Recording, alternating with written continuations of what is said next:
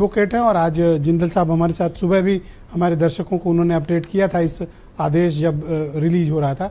जिंदल साहब स्वागत आपका और धन्यवाद।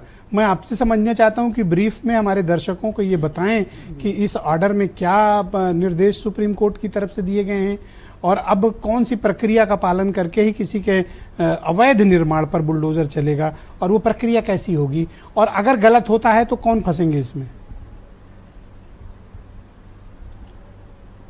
देखिए ब्रिजेश जी, 10 बड़े पॉइंट जो हैं इस पूरी जजमेंट में आए हैं, जो दिशा निर्देश जिनको हम कह सकते हैं।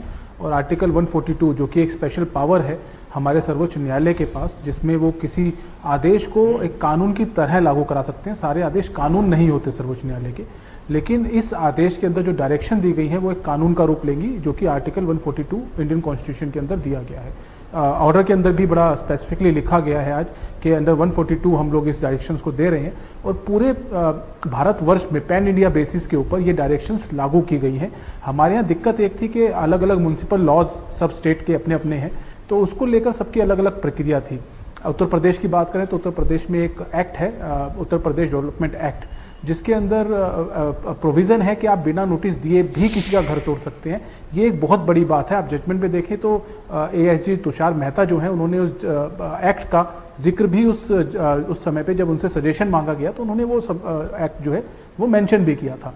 तो आज सर्वोच्च न्यायालय ने अच्छी बात ये की है कि एक यूनिवर्सल लॉ जो है वो स्टैब्लिश कर दिया और 10 बड़े पॉइंट जो हैं कि अगर किसी का मकान तोड़ा जाएगा या किसी के घर को तोड़ना होगा तो उसके अंदर प्रक्रिया क्या रहेगी। तो प्रक्रिया की शुरुआत कैसे होगी, सबसे पहले नोटिस दिया जाएगा उस व्यक्ति को जिसका अवैध अतिक्रमण के ऊपर जिसका कहा जा रहा है कि उसका अतिक्रमण जो है वो अवैध है।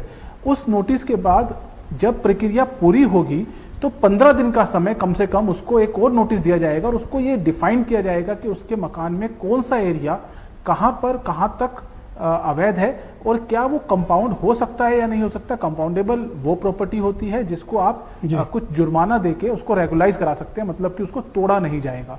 तो ये सारी चीजें जो है वो म्युनिसिपल कॉर्पोरेशन की तरफ से जब 15 दिन का नोटिस आएगा तो शुरुआती प्रक्रिया के बाद, तो वो डिफाइन करना होगा उसी नोटिस के अंदर। उस समय को जो जिसके पास वो नोटिस गया है वो उसको अपील के लिए यूज कर सकता है, कैसे भी वो आगे कानूनी कार्रवाई अपनी जा सकता है उस सब। और उसके बाद एक पोर्टल बनाने की बात की गई है आज सर्वोच्च न्यायालय के द्वारा कि भाई एक पोर्टल बनाया जाए, अगले 3 महीनों में उस पोर्टल को स्टैब्लिश किया जाए और शुरू से लेकर आखिरी तक की प्रक्रिया जो है वो उस पोर्टल के ऊपर रहेगी। जैसा कि आपने शुरुआत में ही बोला कि कोई भी अधिकारी अपनी मनमर्जी से किसी का नोटिस बैक डेट में ना बनाए।